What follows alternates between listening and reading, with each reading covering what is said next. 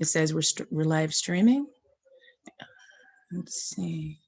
And recording. All right. Good morning, everyone. On this brisk spring morning, this is Attorney Robyn McCoy with Politico Coffee with Attorney Robyn McCoy, obviously, and Attorney Tracy Martin, and our wonderful special guest, Mr. ML Elrick. So you guys know we always have mugs of, so I have like my owl mug today, wisdom, and I have my tea, I have throat coat and burdock root. And I'll turn it over to Tracy. Good morning, everyone. It's TM Martin, and welcome to Politico Coffee, our new YouTube channel. And tonight, wow, I didn't get any sleep last night, so I'm still on night mode. But we are broadcasting today on our Politico Coffee Facebook page. And I have with me today my Straight Out of Detroit mug, because today we're talking Detroit politics with ML Elrick.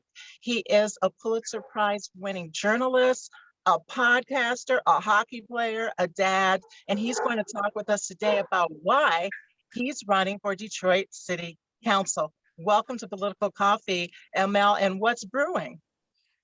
So I've got my Detroit City of Champions mug with Cool. some green tea with lemon and ginseng that I got at the Aldi at Mac and Alter. $1.99 for 20 bags. You can't beat that deal. Yummy. That sounds nice. And I have in my mug today peppermint tea. What did you say you have in yours, Robyn? I have throat coat and I have burdock root, and I always have lemon and honey. So yeah, just Fantastic. Yeah. Well, let's just jump right into it, ML. I mean, this is the burning question. You're a guy who is award winning. You've won not only the Pulitzer, but an Emmy, I believe. And I understand you retired from the Detroit Free Press recently. And now you've decided to jump into this political arena of Detroit politics. Why?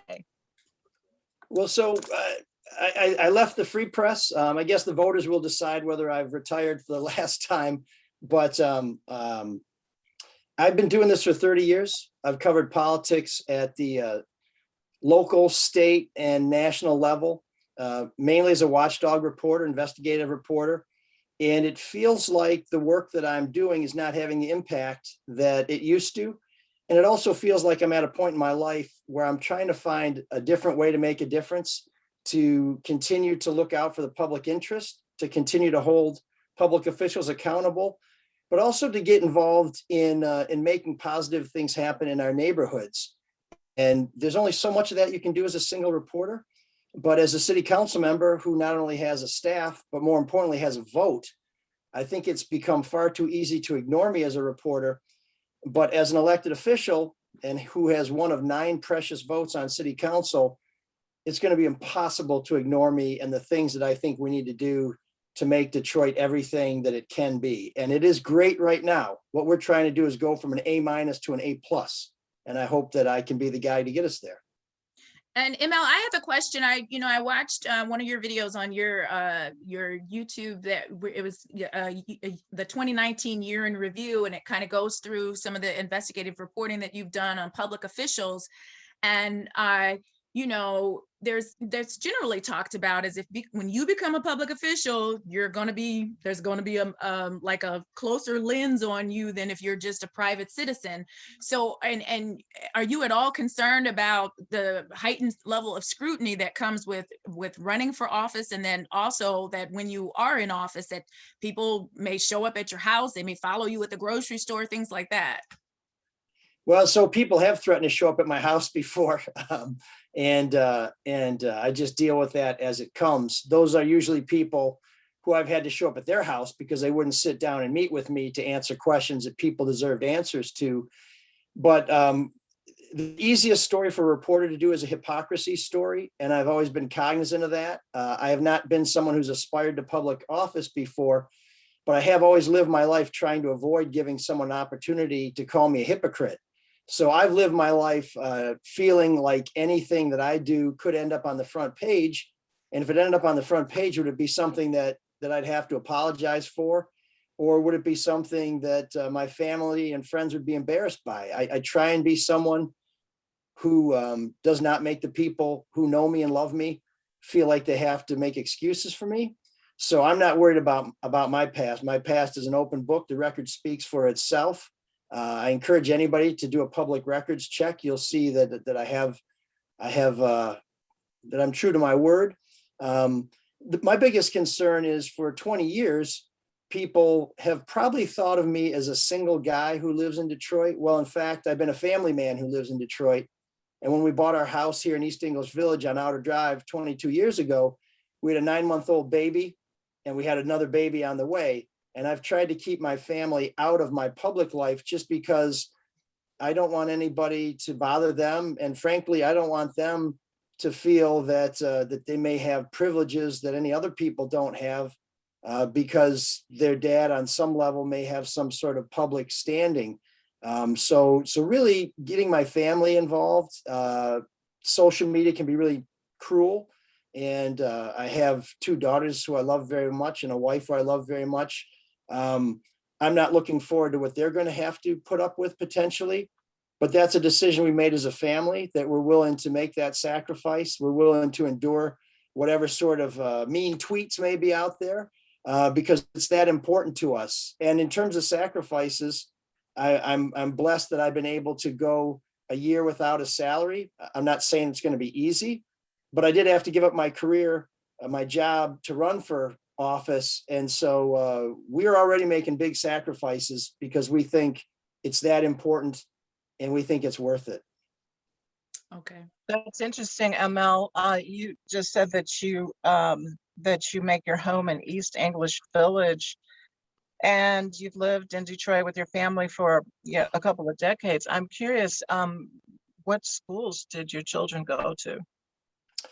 So we're Catholic, and right across the street from our house is St. Clair Montefalco Catholic School. Ever since I was a kid, it's been one of the best and most diverse schools on the East Side. And so that's where my daughters went. We thought that we would send them to Catholic school, both for a great education and because, frankly, because the school is that diverse. The school is in Grosse Pointe Park.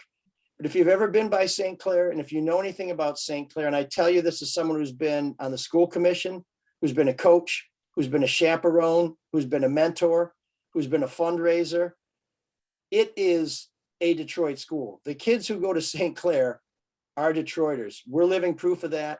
And I invite anybody to check out St. Clair. Actually, we would love to see if you'd like to go there. It's a tremendous school that sets kids up for success in life, and it's been doing it for 90 years.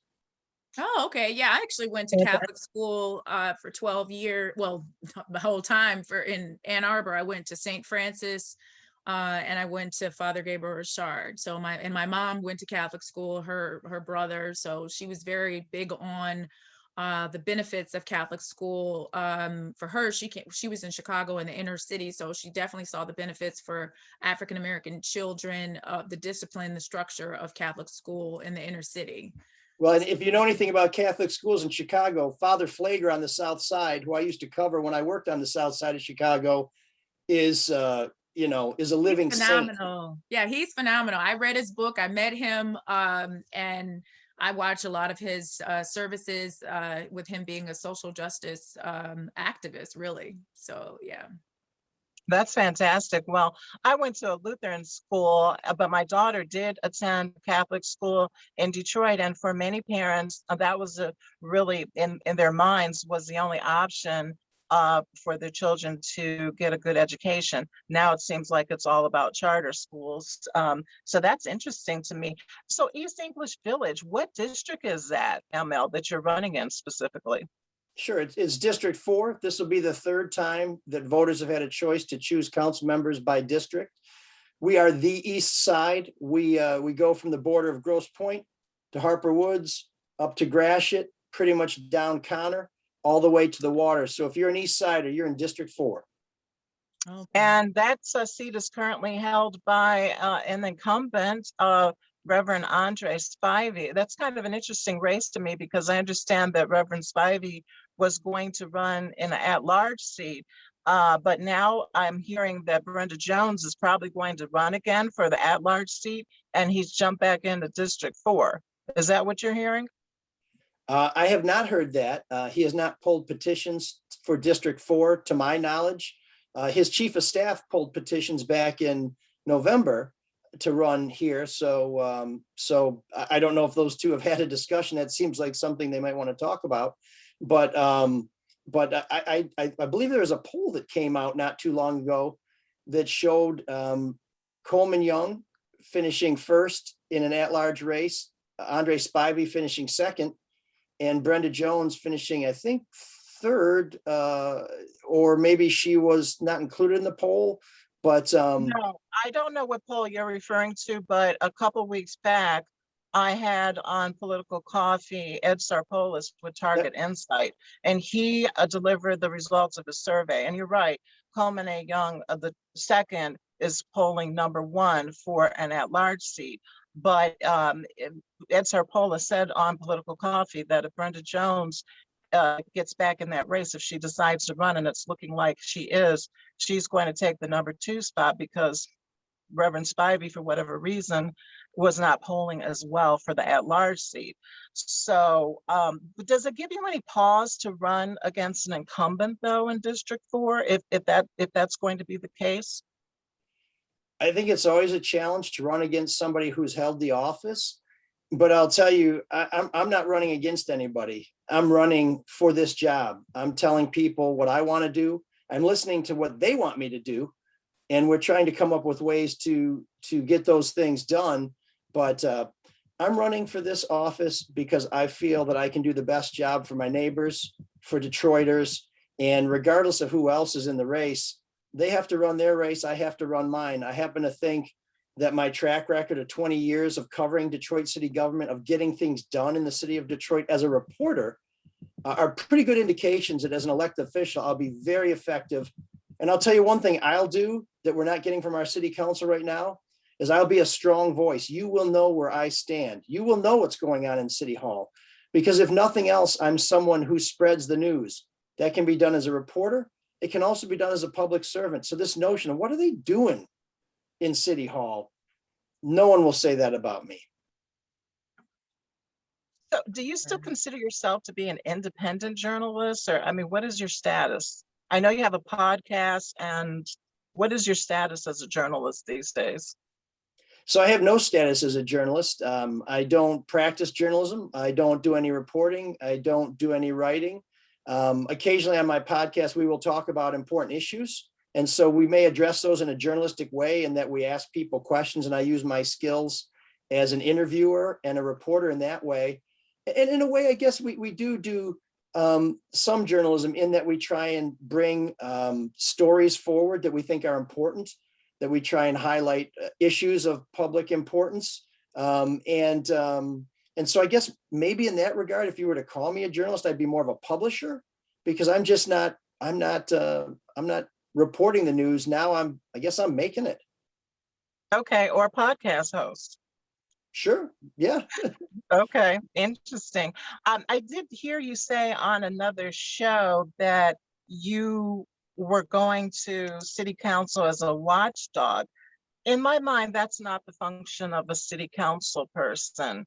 I mean, if you are going to the 13th floor as a watchdog, isn't that really more the province of the Fourth Estate and continuing on as a journalist instead of a council member who's supposed to be representing constituents and their needs? Well, I respectfully disagree. Our American system is built on checks and balances. And the city council has been a check on the power of the mayor and the bureaucracy, or at least it's supposed to be. And I think it can do a much better job.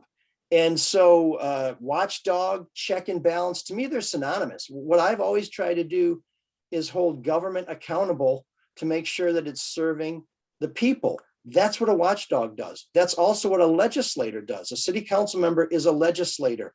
What we are there to do is to make sure the city is working properly. We take calls and complaints from constituents in the same way that a reporter would do. And we try and get answers and we try and get action done. So to me, that's what a watchdog is. But I'm about more than accountability. I'm about opportunity, making sure that our neighborhoods and my neighbors get the same treatment that developers and billionaires downtown get. And we're about safety, trying to make sure that when police come, they're prepared to serve, that they're trained as peace officers first and warriors second. And, you know, I had my car stolen as soon as we moved into our house. We've called the police when people were firing a gun next door, when they were fighting in the street in front of Did they us. show up? Did the cops show Did up? they come? Yeah, that's right. That's a good question. No, and that's why I want more police and I want better police. In fact, I was told when they were shooting next door that if they stepped foot on my property, that I could legally kill them. And I said, I don't want to kill anybody. And second of all, I'm calling you to avoid that kind of situation. So I've had my own problems with the police, including being pushed around by the cops when I've tried to ask public officials questions, and including, you know, quite frankly, having to do stories that expose police who are mistreating citizens. Again, as a watchdog, as a city council member, I will be that watchdog to make sure that when the police come, they will be there to protect, they will be there to serve. And frankly, I believe that's what the police want to do. We don't have enough police. We're stressing these officers out. We're not giving them the training, and we're not giving them the equipment they need to do the job that we deserve to have done. So we're opportunity, we're safety, and we're about accountability. But when you think of ML Elrick, I like to think that accountability is the first thing that comes to mind. My job is to let you know about the opportunity and about the safety components, because those are just as important. So what, you know, I've worked in Detroit, gosh, since probably about 2005 when I worked at the Legal Aid Defender's Office, and then also working with at the Michigan Children's Law Center. So I've been in I was a lawyer guarding ad litem. So I've been in people's homes all over. And, you know, I see when I look at Detroit and I look at places like I went to college in Chicago, I'm kind of like, why can't we be, I mean, I know there are South Side parts of Chicago that are rough too, but like, why can't we be better than we are? And, you know, and as far as when I say better, like the conditions of some of the schools are substandard. And, you know, we talk about that there's been developments going on in the downtown area and we want to attract more people, but it's like, you want to make sure you have improve the conditions of the school, improve you go into some of the neighborhoods, the conditions of the neighborhoods, like we were just talking about, when you call the police, that they show up, and, you know, basic services, picking up the trash, things like that. So what if you were to succeed in getting into the city council, what steps would you take to change the trajectory in Detroit? Sure. Well, I think we all agree that one of the greatest needs Detroit has is an outstanding public school system. I'm running for city council, not school board, so there's not a lot I can do about that officially. But certainly as someone who knows how to communicate and how to get a message out effectively, I can use the bully pulpit to try and call for improvements to our public schools and get involved in those issues as warranted.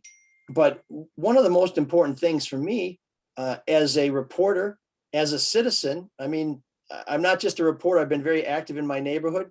I've been a coach at Baldock Park since my girls were small. I've been a coach at Messmer Park, which is also in the district here on the east side.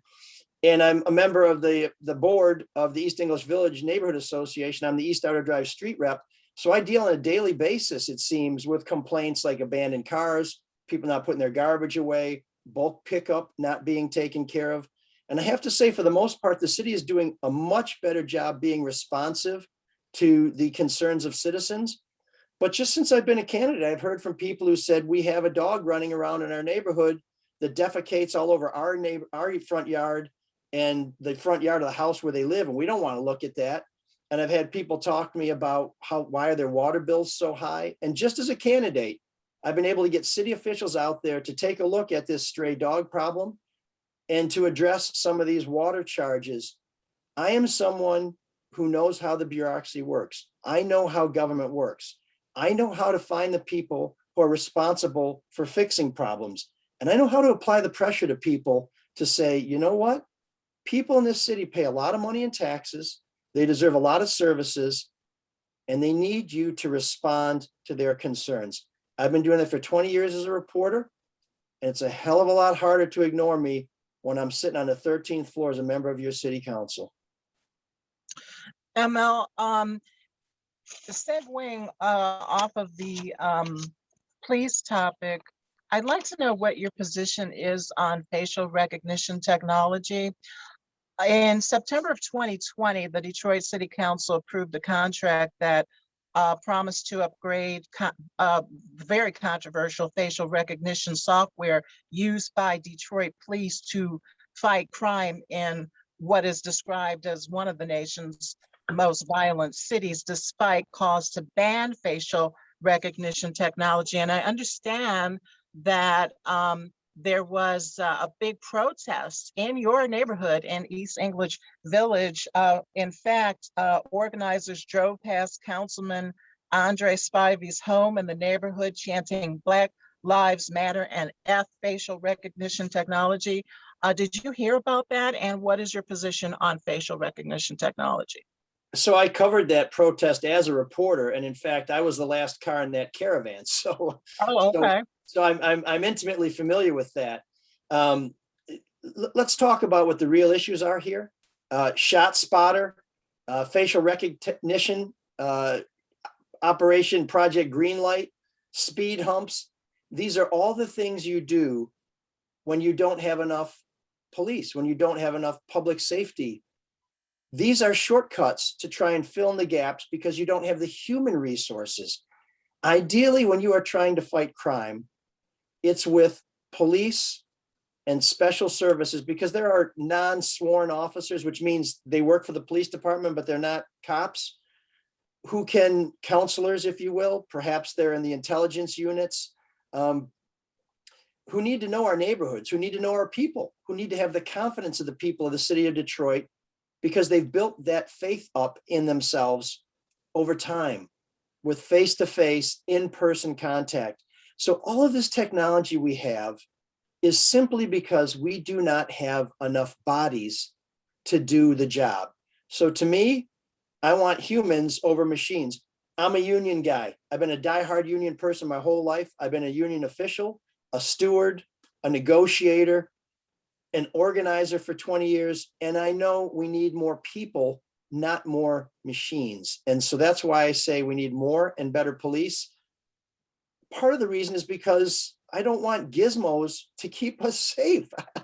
I want our neighbors. But ML, what would you say to, let's back up. Detroit's 80% Black, okay? And we know that this facial recognition technology rolled out from Silicon Valley is very flawed. It has anywhere from an 85% to, I've heard as high as 98% error rate when it comes to properly identifying people of color, Black people specifically, and the facial recognition technology that Detroit Police Department is using, I understand, misidentifies Black women as Black males, strangely enough. So what do you say to your potential constituents who love the idea of facial recognition technology? They say, we need to get a hold of this crime, and facial recognition technology is one way to stop it. Well, there's no question that I mean, are you going to represent their interest or your interest? Well, my interests are their interests. We all want safe neighborhoods. We all want people who act against the public interest to be held accountable.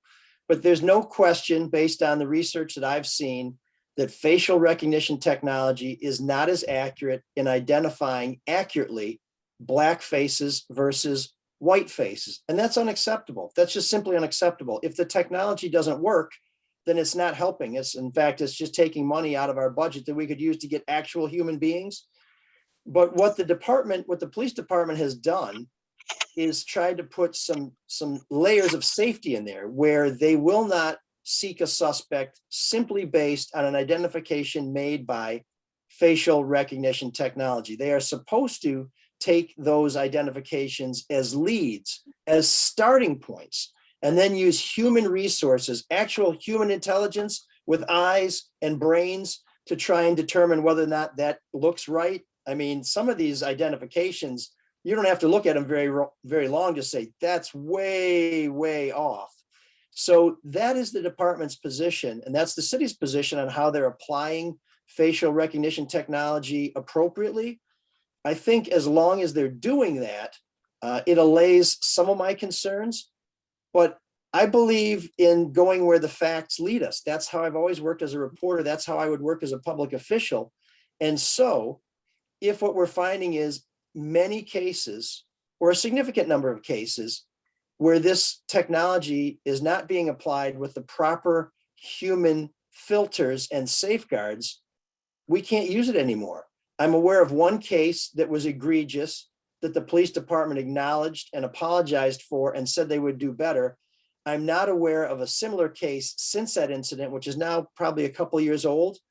But that's one of the things. If people in Detroit are telling me I'm getting jacked up because some computer said I'm somebody I'm not, we're going to have to unplug that computer, because not only is it not fair, not only is it inequitable, but it's expensive. Because one of the reasons why we lose money in our police department that we could use to make a better police department is because of lawsuits and settlements where we're paying people millions of dollars because we didn't do something right. I much prefer that we do things right the first time, because first, that means somebody's rights have not been violated. That's the first and most important thing. I don't even need to get to number two. But if you want to get to number two, I want to save the money, because I don't want to give people money that we don't have to give them. Let's get it right the first time. Right. In talking about the needs of the public, like one of the issues that I often encounter, I do criminal defense, and I've been in the neglect courts, is there are folks that want jobs. They want jobs and they want opportunities. And my boyfriend and I will often see when we're driving, we'll look at the workers on the road. We don't always see African Americans getting those contracts. We don't, or working. And I'm aware, like in the work that I do, of a lot of African American male, females that want to work. Some of them have issues with criminal records. We have this new clean slate legislation, which will help some of them who qualify to be eligible. But what would you say to those members of the public? Again, when I'm in Detroit, and my boyfriend lives in Detroit, so I'm there, we're there often, there are certain places, can be a very depressed environment. So what would you say to the members of the public that want jobs, and job opportunities? What would you do to help them? Well, one thing I would do, and as a council member, I can't do this by myself, so I would hope to try and pull together the support to do this. And I would certainly lobby the mayor on this issue. Is I'm against privatization. And I think one of the reasons why we see so many people working on projects who are not Detroiters or do not appear to be Detroiters is because we contract a lot of this work out. We don't have as much control over who they hire as we would if we hired these people. There was a time, and I don't want to get into all nostalgia land, but the city of Detroit made its own asphalt and had its own crews to patch its own streets. I like that idea. I like the idea that we have people who are working for the city of Detroit, who we know who they are, we know where they live, because we hired them and they work for us. And I know far too many people who work for the city of Detroit who tell me one of their biggest beefs as a city employee is being sent out to redo the work that's been done by contractors that wasn't done quite right because they were in a hurry to get the job done, to get paid, and to move on to the next contract. So I think reducing, if not entirely eliminating privatization, is crucial. The other thing is I'm very encouraged by our skilled trades, our men and women in unions who are creating apprenticeships and training opportunities for Detroiters to get trained and paid while they're getting trained, so they can step into good, high-paying jobs and be a part of these very exciting projects that we all want done that frankly don't get done as quickly as we'd like because there aren't enough Detroiters to fill those spots. I do believe even these contractors want to hire Detroiters, but we need to do a better job of getting Detroiters trained for these jobs and enforcing these agreements that say you've got to hire our people to do these jobs. But truly, you want to know who's on a job, you hire them yourself. Well, ML, I think that everyone would agree that more Detroiters need to get these premium jobs. I know there was a big flap a few years ago about Little Caesars Arena and how most of those jobs went to non-Detroiters. And the response was, well, the reason why we didn't hire Detroiters is because they weren't qualified. They didn't have the skills. So we all know that Detroiters need skills. I'm not really satisfied with that answer, but how would you as a council member approach that issue? We know that people in Detroit need training. So what would you work toward in terms of making that happen for them? Sure.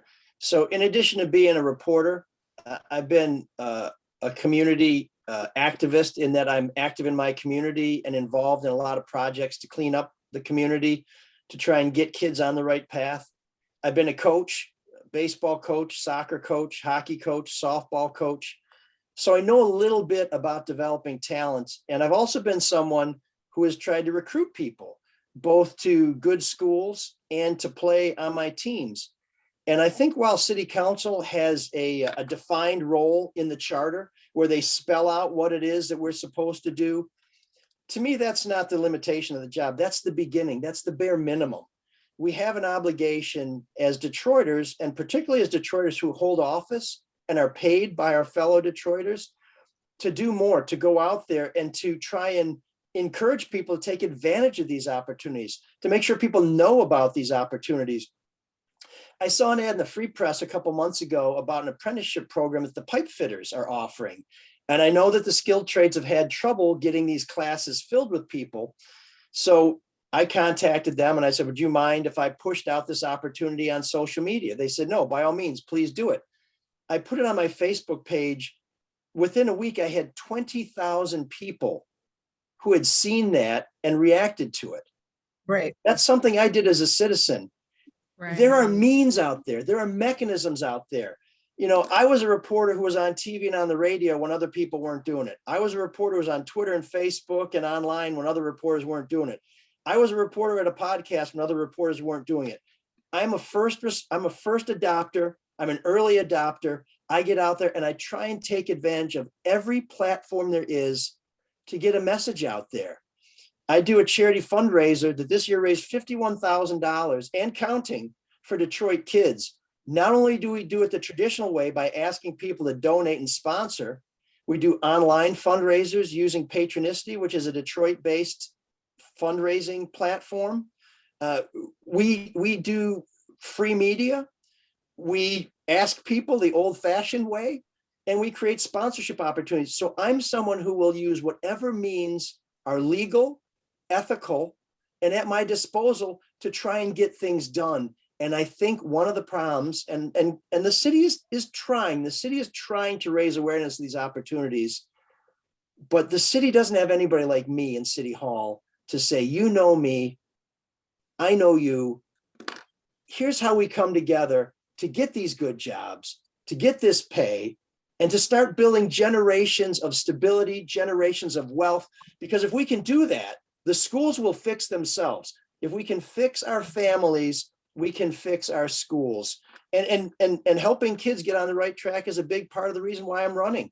I was raised by a single mother, and it was my grandpa, uncles, neighbors, and coaches who are the reason why I'm a reporter and not the subject of somebody's story about some other knucklehead who went off the rails. Well, that's interesting. Okay. I think many people might not agree that the schools will fix themselves because families have been waiting for decades for the schools to get on track, and it just has not happened. But I'm sorry, I don't mean to interrupt, but I'm not saying Sure. they'll fix themselves. I'm just saying we have teachers who have their hands full, and if we can have stronger families, we'll have stronger schools. I get the point. Well, I want to circle back to facial recognition technology because there was a vote back in September of 2020, and the facial recognition technology upgrade passed 6-3. There were only 3 council people that voted against it. That was Brenda Jones,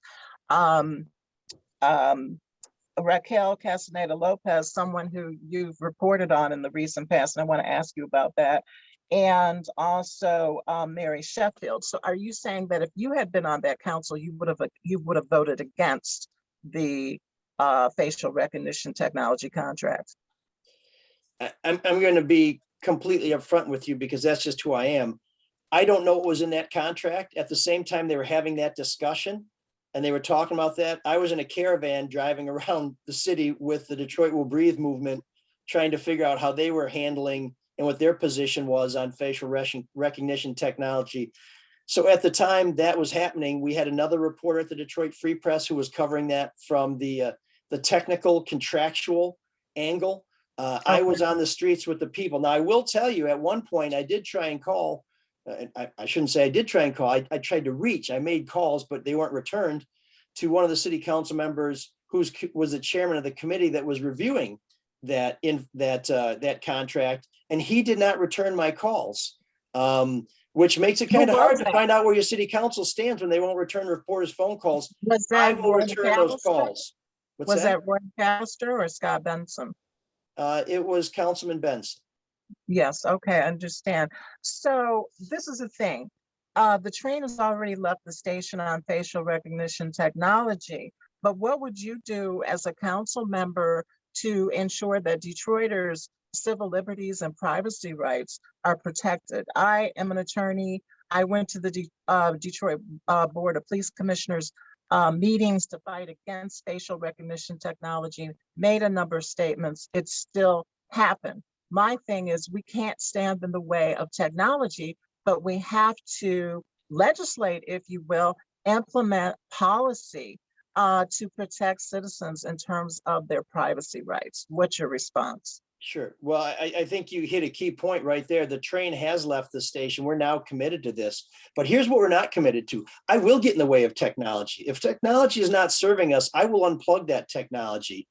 People have been calling me for 20 years with their concerns, whether they've been discriminated in the workplace, whether they've been abused by police, whether they think there's a dirty deal going down in City Hall. I will continue to be one of the first people, I hope, that people call when they have a problem. And I will have a team that will answer those calls and try and get to the bottom of these complaints. And if we are finding that this technology is not serving us, I will be the first and the loudest voice to say, this is not in our best interest. We are spending money on something that is not serving the taxpayers. And if we don't have enough police and we're trying to fill that gap with technology and the technology isn't working, it's got to go. It's quite simply got to go. I'm not going to send good money after bad. And I'm not going to allow something that doesn't work to stay in place. That just does not make sense. Yeah, we had one of our colleagues that we've actually had on the show, Victoria Burton Harris.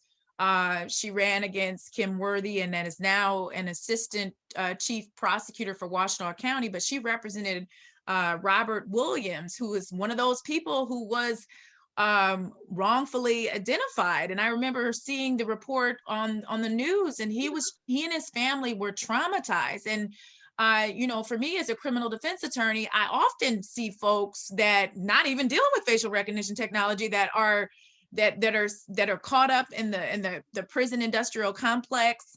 We do a training for the criminal defense bar. We were watching videos of, they give us videos, the cop videos showing some things that some of the police were doing, searching in a person's buttocks without having a warrant and things like that. And so there's a lot of things that need to be done as far as revamping the criminal justice system. And, we see the works of the Innocence Projects. I mean, there's just Black folk, predominantly Black folk. I represent white folk too, that are just caught up. So on that point, I would ask you about, what is your position about carrying concealed weapons? Because I have a lot of clients right now that are caught up. They're driving in their car, they get caught, they get stopped, and they don't have a permit to carry. I know that there is a lawsuit they were pending against the county, because they said they're the office that handles those license to carry in Wayne, that they were really slow before the pandemic, but they've been expedite. It's just a lot more slower recently. So do you have a position on that about carrying concealed weapons? Sure. So first of all, I'll always prefer education over incarceration. And I never want to give Detroiters money because we've abused the rights of Detroiters and guests in our city. So my goal, So people who know me, they know I'm really cheap. In fact, if you're ever walking around with me, even when I'm circulating petitions, it's kind of embarrassing, but I pick up loose change all the time. And I throw away trash when I see it too, but I'm That's cheap. supposed to be lucky. That's supposed to bring you luck. Aren't you Irish? Well, I'm Irish and I'm Scottish, which I think is the cheap part. Me And too. some Okay. Hungarian, but Hungarians used to be real big on the Southwest side, by the way. But Mhm. Right. but the thing is, I don't want us doing things that's going to cost us money, and I especially don't want it to cost us money because we've harmed somebody. But to your point, I've heard from people who've asked me for help as a reporter to say, what's with the backlog on concealed carry renewals? They have permits that are up for renewal, and they're frustrated that they can't get them renewed by the expiration date. I believe a lot of that's because of the pandemic. I also believe it's because a lot more people are carrying GATs than used to do so. And I would say that if you do have a permit and it's expired, that one solution may be to extend that expiration date in the same way the Secretary of State did with driver's licenses and vehicle registrations that were expiring, because we all have to acknowledge, that we just can't get everything done under these terrible circumstances. But let me just say this about guns. I think there are too many guns in this city. I think there are too many guns in the wrong hands. And I think there are too many illegal guns in this city. And if you have a gun illegally and you're stopped, that's on you. You need to follow the law. Now, if your permit's expired, we've just talked a little bit about how we can avoid some of those problems. But if you are not supposed to have a gun and you are caught with a gun, please do not come to me asking for sympathy, because we do have rules for weapons. They are a responsibility, and you need to be responsible with your weapon. That's part of our safety thing too.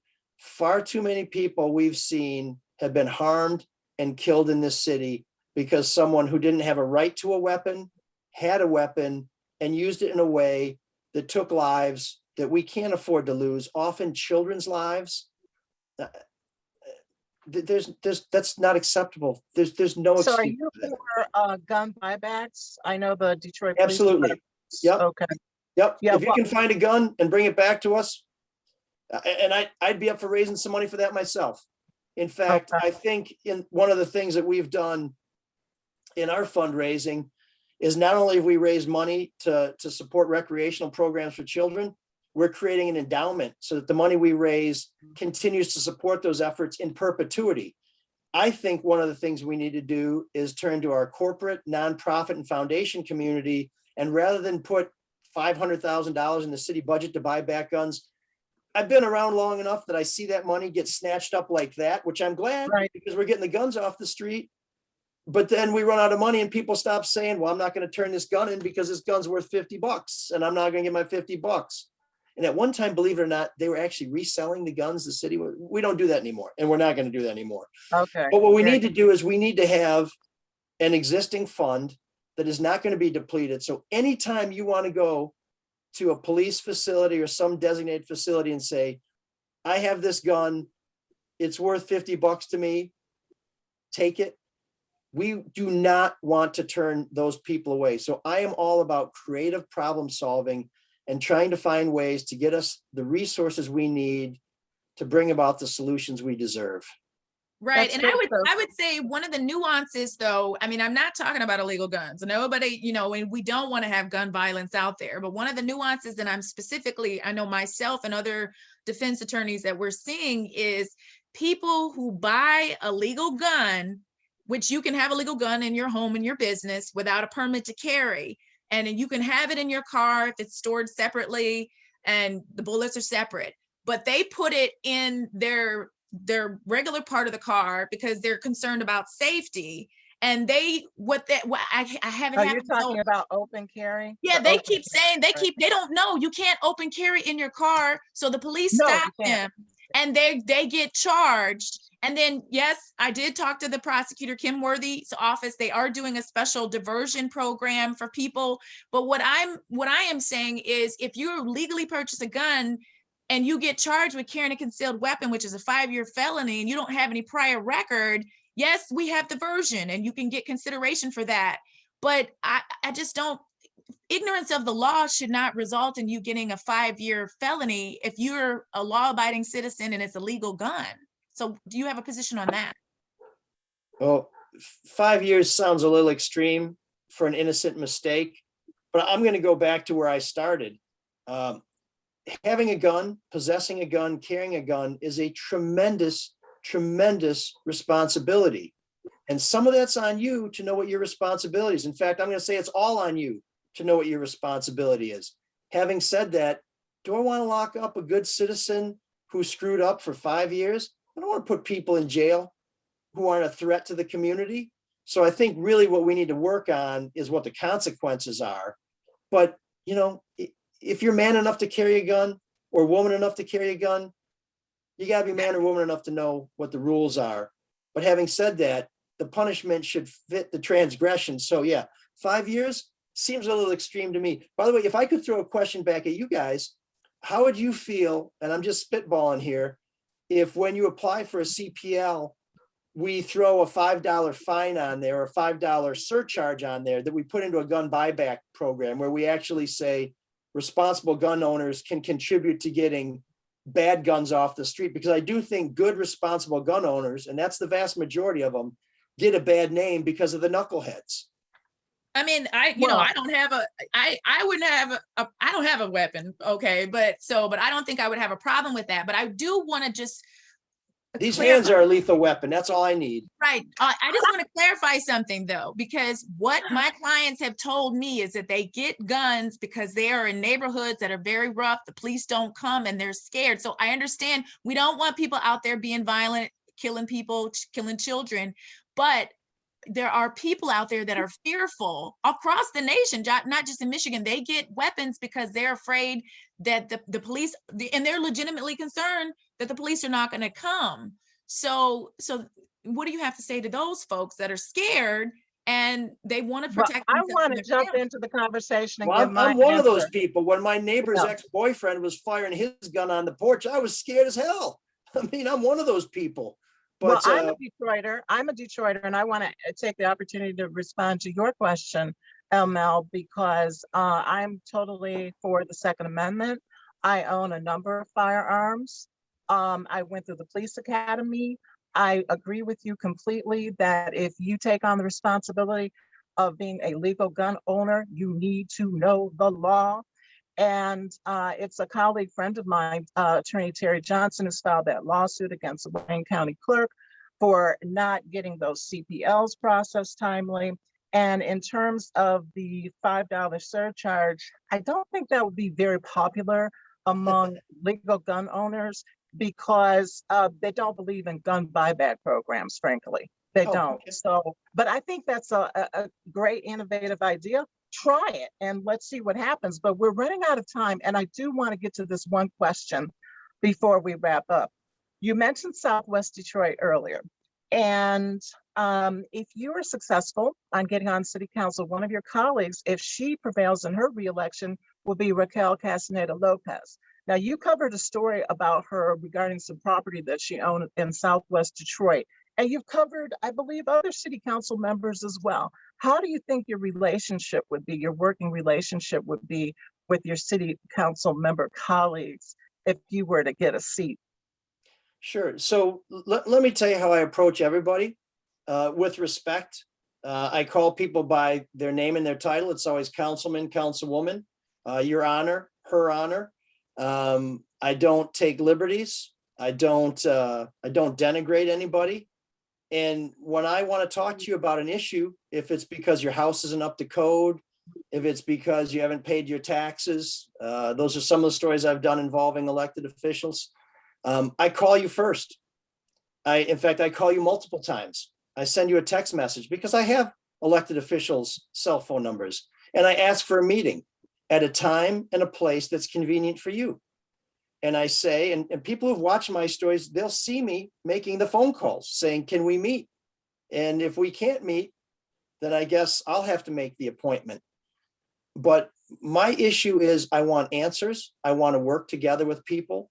And in terms of Councilman Castaneda-Lopez, I've sat down with her and talked about how reporters and public officials work, how we can get stories out there. I've offered to help get stories that she thinks is important out in front of the public. Sometimes these offers, which I've made to every council member, aren't accepted, but I will treat my colleagues the way I treat them now, with respect, with an invitation to meet and discuss issues that matter. And if they don't see fit to do that, I will try and engage them in public settings. As a reporter, sometimes I was in a parking lot because they wouldn't meet with me. If I'm on city council, we'll be at city council meetings. But people deserve to hear from their public officials, and they deserve to know that we're going to work together. It's never personal with me. It's always business. In fact, when we held our first charity hockey game in Southwest Detroit, Raquel Castaneda Lopez was at the VIP reception and dropped the puck at the very first game. So we've worked together on things to help kids that we both thought were important. And also, did you invite her to do that? Did you invite her to drop the puck at the charity game? I absolutely did. Okay. I told Clark Park, I said, we should have the councilwoman there. And when I saw at the VIP, I said, would you like to drop the puck at the game? I'll also tell you this, that in 2017, when somebody tried to pump a lot of money into a race to defeat the councilwoman, I did that story too. I exposed some pretty slippery political skullduggery in her race. She didn't thank me for that story. She didn't have to. But I think it's important for people to know that when people do things wrong, I'm going to let the public know. And when people are wronged, I'm going to let people know. I'm here to work with people on the issues that matter. And if personalities and hurt feelings get in the way of doing what's best for the people of Detroit, well, then who's the bad public servant? It's not me. I'm here to help the people. And I don't care what you call me. I don't care what you say to me. When some cops jacked me up in a church, I told the chief I didn't want them disciplined. I just wanted there to be a policy that says you cannot manhandle members of the public who are trying to ask public officials a question. Right. I don't carry grudges. I'm all about getting results. At Fox 2, they call us the problem solvers. Well, that's true because we relish solving problems. That's why I'm going there. I'm not going there for my ego. Look, I'm a funny looking old dude. My ego, I came to grips with things a long time ago. I'm there to make things happen for my city, for my neighborhood, for my daughters who want to come back here and raise their families there. I'm here to make this city better. And I'm hoping people will give me a chance to do that because you know what? When I get into City Hall, I'm going to keep asking them what I should be doing. And when they tell me what we're not doing, I'm going to keep listening because somebody has got to be a voice for people in Detroit. I've tried to be that voice for 20 years and I want to keep doing it. And I'm sorry if I'm getting a little carried away. No, it sounds like you're very passionate. So this is important to me. That's a good thing. This isn't about padding my resume. My resume is pretty good. This is about getting stuff done. And we need to get stuff done because we're not there yet, but we can get there and we got to get there together. ML, what about Kwame Kilpatrick? You know, he received executive clemency. He got his sentence commuted. Some would say one of your big claims to fame was going after Kwame Kilpatrick. This is a two-part question. What do you think about his release? And two, what do you say to some of your critics who allege that you go after Black politicians in particular over white politicians? Sure. Some people would say my claim to fame was the stories I did at M&M, but certainly I did do a lot of stories on Mr. Kilpatrick. Let me just tell you a couple of things that people might not know. First of all, I was Kwame Kilpatrick's first choice for press secretary in 2001. And with great misgivings, I declined the opportunity because I really liked Mayor Kilpatrick. I thought he was going to be the best mayor of my lifetime. But I decided to stay with journalism. I voted for Kwame Kilpatrick in 2001. And he and I had many, many heart-to-heart talks, even as we were doing stories that raised questions about his conduct as the mayor of the city of Detroit. And I was the reporter in newsrooms who would say, let's give this guy a chance. There were a lot of people who thought he was too young to be mayor. And I said, let's see what he can do. Unfortunately, some of the things he did let a lot of us down. But I've also been the loudest voice and will continue to be the loudest voice in Detroit, saying there was no Manoogian Mansion party. There just was. There just was not. I'm sorry. I've an urban investigated that more than anything I've ever investigated in my career. There was no party. Okay. But to your point, the mayor is free. He's reunited with his family. And I think that's a wonderful thing. As someone who didn't have a father in his life, and as someone who has tried to be the father for my girls that I didn't have, I'm very happy for Kwame Kilpatrick's sons that their father is back in their lives on a daily basis, and there's nothing between them when they get together to talk and to embrace. To those people who say that that my career is based on a certain kind of story, I mean, I guess they didn't see the story I did about Norman Myers when people at the plant that he was working at were hanging nooses there to intimidate him. I went after the owners of that plant. And Norman Myers ended up getting a very good settlement from those owners. I guess people didn't see the story I did about the state Supreme Court justice in Novi who wasn't going to work. What other reporter in town would take on a state Supreme Court justice? Well, you're looking at him. It was me. I did that. If you want to talk about the reporter who did stories on police officers abusing citizens when they were just going to the corner store to buy some smokes, that was me. I did that story. I don't think there's any other TV reporter who spent more than a year investigating corruption in Macomb County and broke more stories about corruption in Macomb County. That was me. I did those stories. I would encourage people to look at the entire body of my work. And I'd also encourage them to take a look at a series I did for Fox 2 called Chapter 10. Chapter 10 was a series of stories about Detroiters who are coming up with solutions to make this city better on their own, through their own initiative and their own intelligence. You can find some of those stories on our website. Go to ml4detroit.com. You'll see a link to ML Detroit Stories. You'll see those stories where you'll see people like Terry Payne. You'll see people like Pastor Chuck Brooks and what they're doing to bring hope and to help neighborhoods that desperately need it. So I would just say, if you want to judge me, and I'm perfectly comfortable being judged by reasonable people based on the body of my work, but look at all of my work. And you know, since we're talking about Detroit politicians, Sure. Gabe Leland, any other reporters doing stories on Gabe Leland? No, only me.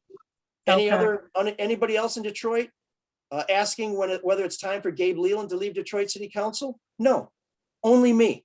Anybody else getting secret FBI recordings of Gabe Leland shaking down a contractor for a bribe at a strip club, which he drove to in a city car and then had drinks and then went to a community meeting?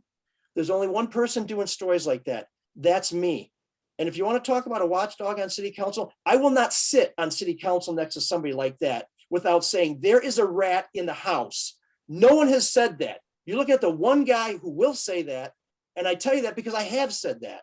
And that's who I am, and that's what I'll do. So please judge me, but get all the evidence. Well, thank you for setting the record straight. And All right, I feel like there's not supposed to be that much caffeine in this green tea. You guys are getting me a little funky over here on the east side. Great. You know, Hey, I warn people about the east side, by the way. Don't make me go east side, okay? Uh-oh. Well, Okay. Robyn, I feel like we've only gotten halfway through the questions. It would be great if ML could perhaps come back if he's got time. I know that you made time for us today coming off the campaign trail, doing your canvassing to do Meet the Candidate on Political Coffee, and we really appreciate that. And we wish you the best of luck out there on the campaign trail, ML. Yeah, I would also point out that McCoy is a Scotch-Irish name. So I've done the ancestry DNA, which has borne out that I have Scottish ancestry. So shout out to the Scottish folk out there. But yeah, this has been a very engaging interview, and yeah, I know we would love to have you come back. I mean, if you end up with a challenger too, to see, you know, how that plays out. So yeah, so good luck to you, and I hope that you and your family have a wonderful Easter and you know, blessed weekend. Thank you. Yeah, and I hope everybody has an opportunity to get to their house of worship or in some way engage on Easter. We're fortunate we're going to go in person, but there are virtual opportunities. We have a lot of pastors in the district who would love to see their flocks. But I appreciate this opportunity to ask these questions.